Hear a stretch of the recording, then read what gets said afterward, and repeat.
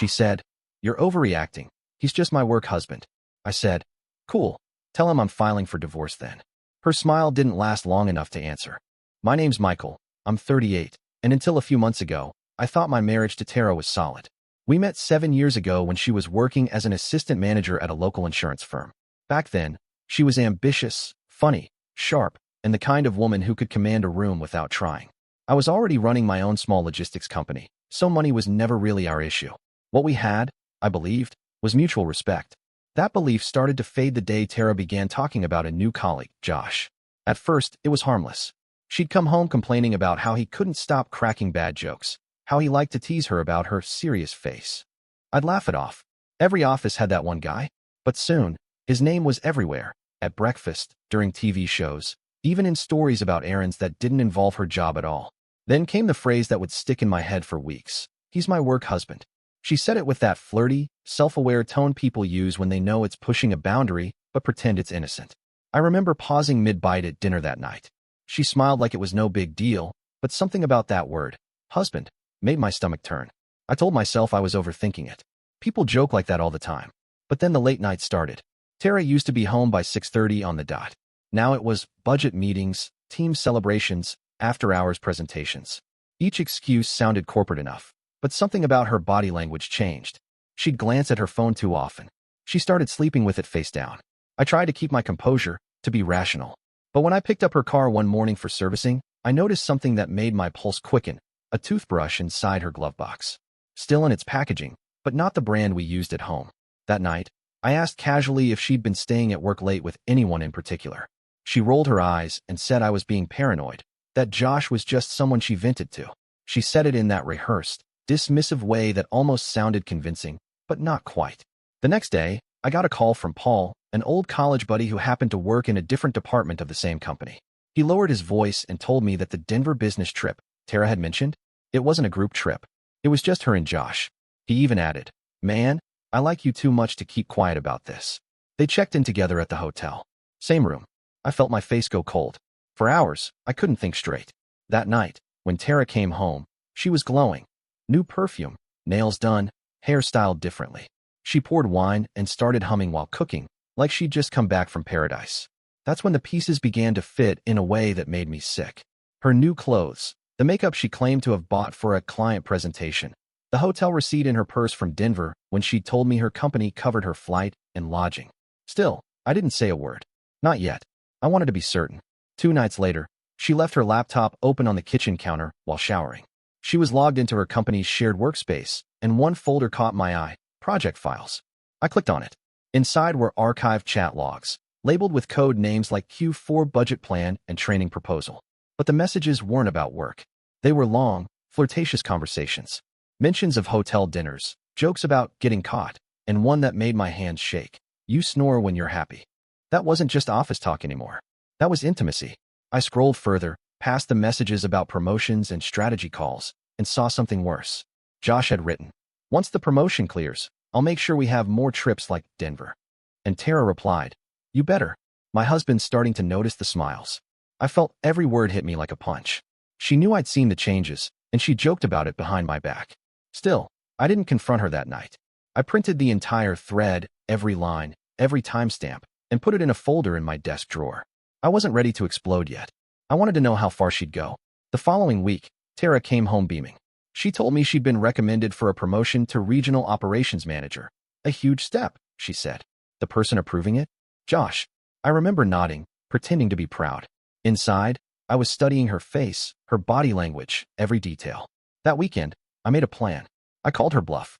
I told her I wanted to meet Josh, properly, and invited him and his wife over for dinner. Tara's reaction was instant panic masked by a smile.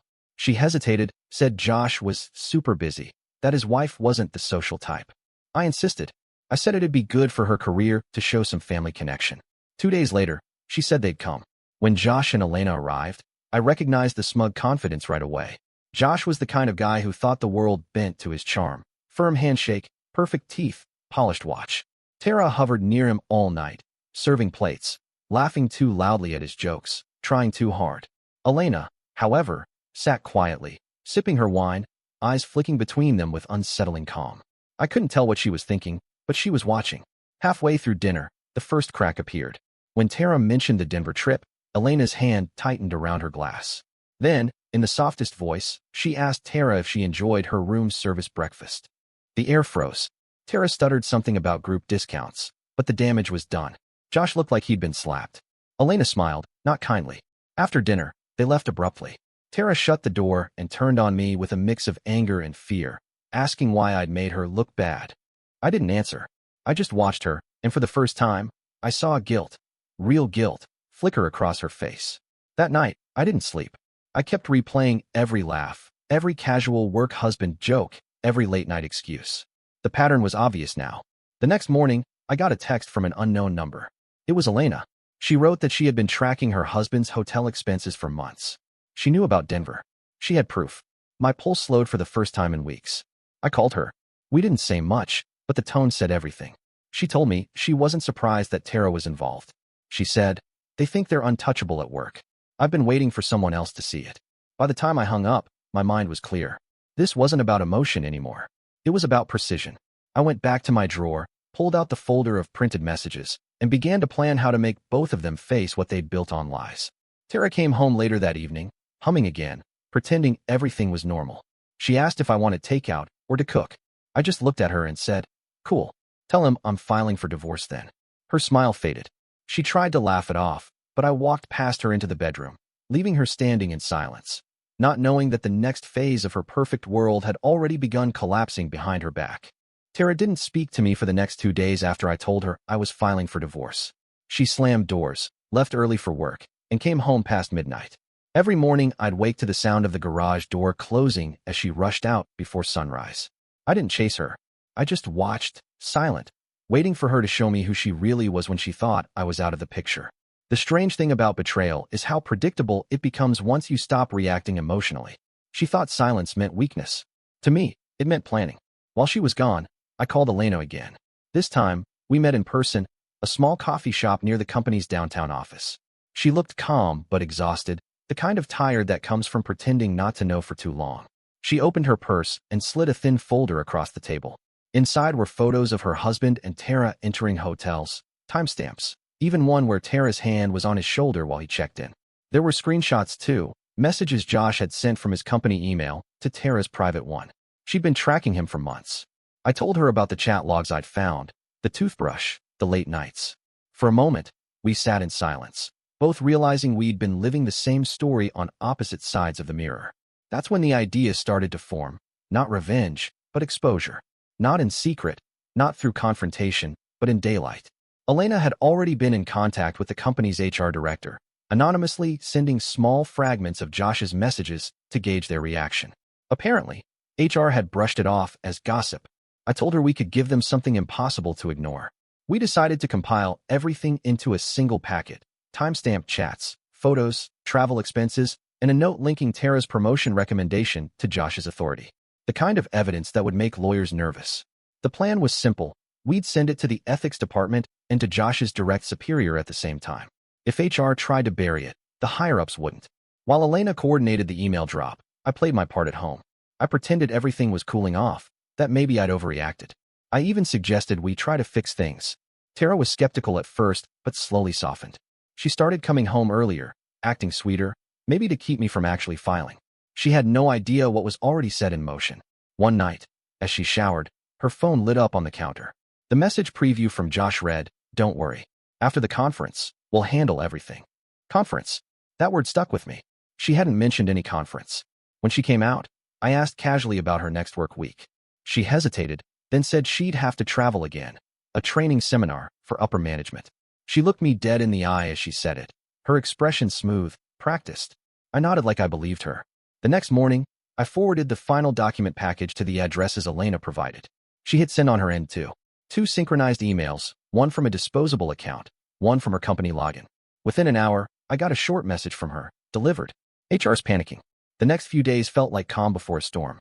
Tara packed her luggage for the conference and left early Monday morning. By Tuesday afternoon, I got a text from Elena. They know. Apparently, an internal investigation had begun almost immediately.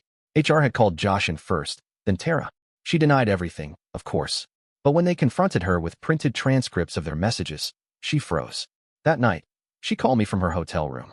Her voice was shaky, on edge. She said her promotion might be delayed due to office politics. She didn't mention the investigation. I didn't ask. I just wished her good night. The next day, Elena and I met again. HR had suspended both of them temporarily pending review. But that wasn't enough for either of us. Suspension meant silence. We wanted exposure. Elena told me about the upcoming corporate conference, a public event where key staff, including Josh and Tara, would be expected to present to clients and executives. She had access to the internal media server. If we really want them to face what they've done, she said, we make sure everyone hears it. That night, I barely slept. I wasn't proud of what we were doing. Part of me still wished it hadn't come to this. But the image of her laughing with him, the smug way she'd brushed off my questions, burned through every hesitation. By Thursday, the conference was live-streamed across multiple offices. Hundreds of employees were watching online, dozens sitting in the main ballroom. Tara was scheduled to speak about team cohesion and trust. Irony had never tasted so sharp. I watched from my laptop at home. She stepped up to the podium, confident, polished, perfectly rehearsed. She started her speech, all smiles, talking about transparency and communication, unaware of what was about to happen. Then, mid-slide transition, the screen behind her flickered. The corporate logo vanished, replaced by an open document. Lines of text appeared, snippets of her private chats with Josh. The audience murmured. A few gasped. Her face went pale. Security rushed toward the stage. The projector feed cut, but the damage was done. Clips were already circulating through the internal chat app. Someone had screen recorded the moment. Elena texted me minutes later. It's over. Within an hour, both Tara and Josh were escorted out of the venue. HR issued a company-wide email about a data breach related to ongoing ethics investigations. The tone was formal, but everyone knew what it meant. When Tara came home that night, she didn't even look at me. Her hair was disheveled, her hands trembling as she set her bag down. She asked if I'd known about any of this, and I told her calmly that I hadn't, which, technically, wasn't a lie. I hadn't done the final leak. That had been Elena. She started crying, mumbling about mistakes and bad timing. I didn't respond. I walked to my study, opened the drawer, and pulled out a manila envelope. Inside was the printed evidence I collected, the same folder she thought I'd never seen. I placed it on the kitchen table in front of her. She opened it, scanned a few pages, and went silent. Then I said, cool. Tell him I'm filing for divorce then. This time, she didn't smile. She didn't even try to argue. She just sat there, staring at the paper, realizing the reality she'd mocked me for warning her about had finally caught up. That night, I packed a small suitcase and left for a nearby hotel. As I drove off, I saw her standing in the window, motionless, small, like someone who'd just woken up in a different life. The next morning, Elena called. HR had officially terminated both of them. Josh's wife had filed for divorce. The company was quietly issuing non-disclosure agreements to prevent gossip from leaking to the media. We didn't celebrate. We just sat in silence on the phone, breathing. For both of us, it was less victory and more closure, a release from the tension that had kept us awake for months. Later that day, I transferred half our joint savings into a separate account. Not out of spite. Legally, it was mine. I left Tara a note in the kitchen. I've moved out. Don't call me until the lawyer does. For the first time in weeks, my apartment felt quiet in a way that wasn't suffocating. No lies humming under the surface. No pretending. I knew the real storm wasn't over yet. HR would dig deeper. Word would spread. But that no longer mattered. She'd built her world around someone else's approval, and it had crumbled in public. I had nothing left to lose, and she had nothing left to hide behind. That night, I got a message from an unknown number. It was a photo of Tara's office door with her nameplate removed. No text, just silence. I turned my phone face down and let the room stay dark. For the first time in a long time, I didn't feel angry, just finished. But the fallout that followed, what happened when she tried to fight back, would turn everything even uglier than either of us expected. The day after Tara was fired, my phone didn't stop buzzing. Friends, colleagues, even distant relatives who somehow followed company gossip were texting variations of, "Dude, is this about her?" Apparently, the leaked screenshots had spread beyond the internal network. Someone had posted them on a private LinkedIn group before the moderators pulled them down. Her name was partially visible in one frame. The internet had already done the math. I ignored every message. I spent most of that day sitting on the balcony of my temporary apartment, staring at the city. There's something oddly quiet about watching chaos unfold from a distance, like you're no longer part of the noise. I had thought seeing her humiliated would feel satisfying. Instead, it felt sterile, just inevitable. By evening, my lawyer called. He'd filed the divorce petition. Tara had already been served electronically. He said she'd called his office, crying, begging to pause the filing until she could explain. He told her there was nothing to explain. The evidence was overwhelming. The next morning, she showed up at my apartment. She must have waited downstairs for hours because when I opened the door, she looked ruined. No makeup, dark circles under her eyes, a folder clutched to her chest. She said she just wanted to talk. Against my better judgment, I let her in. She told me she'd been fired for violating professional boundaries. Josh too. HR made it sound gentle, but in reality, the company had thrown them both under the bus to protect its reputation. Josh's name was removed from all ongoing projects. Tara's replacement had already been announced, someone she had trained. She said she'd lost everything. Then she looked at me and asked, almost whispering, if I was the one who'd leaked the messages. I told her I hadn't. It was true, I hadn't pressed the final button. But I didn't tell her that I'd built the fuse that let someone else light the match. She tried to appeal to my sympathy, said she'd been lonely, that she never meant for it to go this far. Every word sounded like it came from a script she'd used before. I listened silently until she started crying, loud, theatrical, familiar. The same tears she used to get out of traffic tickets or win arguments. When she realized I wasn't reacting, her tone changed. The pity turned into blame. She said I'd been cold, that I'd made her feel unwanted. The old manipulation patterns flickered back like muscle memory. I cut her off and told her to leave. She hesitated, then slammed the door behind her. That night, I got a call from Elena. She sounded exhausted but relieved. Her divorce had gone through almost immediately. Josh hadn't contested it. He'd moved out of their house within a week, leaving behind nothing but a resignation letter and a few debts she didn't know existed. Elena told me the company's legal department had launched a secondary audit after discovering Josh had approved several questionable vendor contracts, all signed under Tara's login credentials. If they proved it, she might face a federal compliance investigation. For the first time since everything began, I felt a flicker of unease. This wasn't just an office affair anymore. It was fraud. Over the next week, I stayed quiet, waiting to see where things would land. Then, out of nowhere, Tara's sister called me. She asked if I'd heard from her because no one had been able to reach her for days. Apparently, after her firing, she'd emptied her personal savings and disappeared. A few days later, I got my answer. Tara showed up again, this time not at my door, but at my office. My receptionist buzzed me, her voice uneasy, saying there was a distressed woman asking for me. When I walked into the lobby, Tara looked completely different. She'd lost weight, her hair was messy, her eyes wild. She said she needed help, that Josh had blocked her number, HR had frozen her severance, and her landlord was threatening eviction. I told her I wasn't her solution anymore. That's when she snapped. She started shouting, accusing me of ruining her life, saying I'd planted evidence, that I was obsessed with revenge.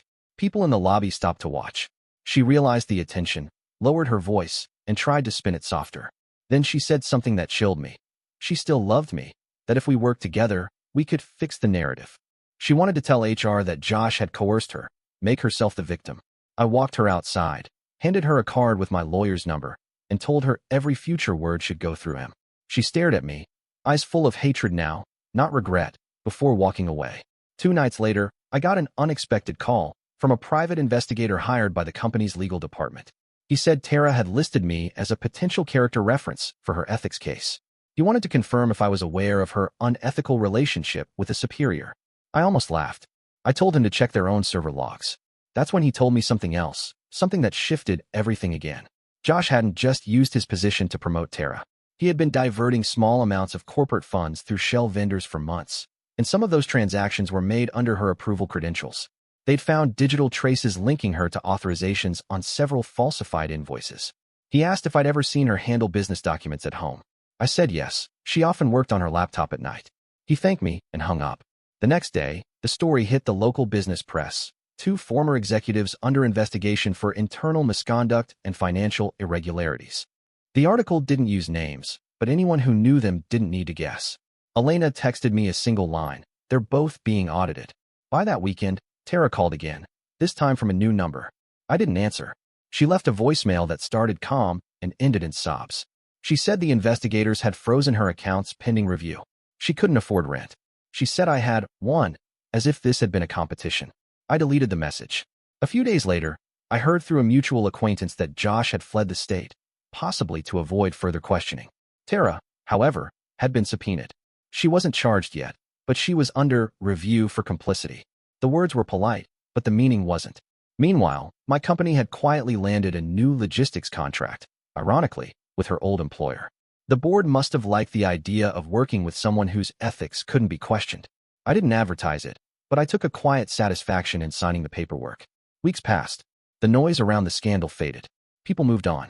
But every once in a while, I get a random message request, anonymous accounts, probably her, trying to reach out. The last time I saw her in person was purely by coincidence.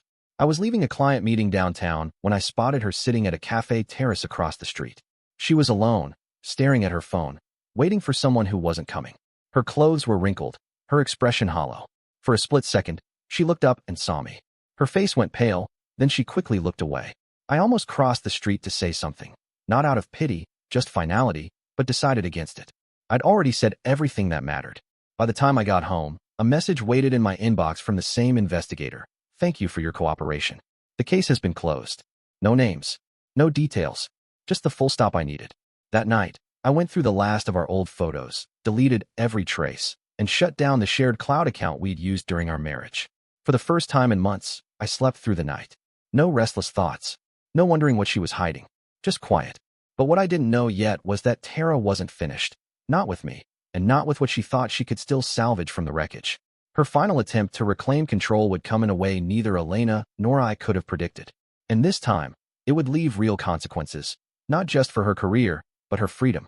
3 months passed before the next wave hit. Just when I thought everything had settled, the past clawed its way back like something half-buried refusing to stay down. It started with a letter, thin, official, and stamped with the federal seal. It wasn't addressed to me directly, but sent to my old house, forwarded to my new address. It was a subpoena notice. Apparently, my name had been listed as a witness in a developing case involving Tara Reynolds and Joshua Blake.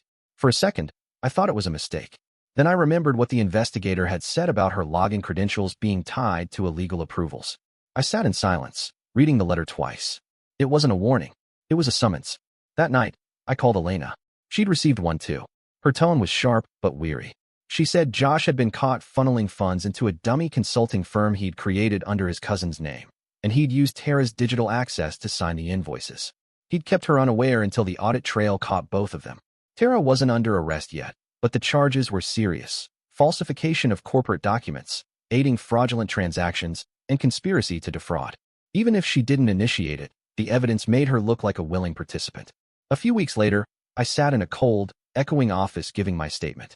I told the investigators everything: how I'd found her laptop chats, how she bragged about upcoming promotions, how she stayed in the same hotel room as Josh. They didn't ask about the affair much.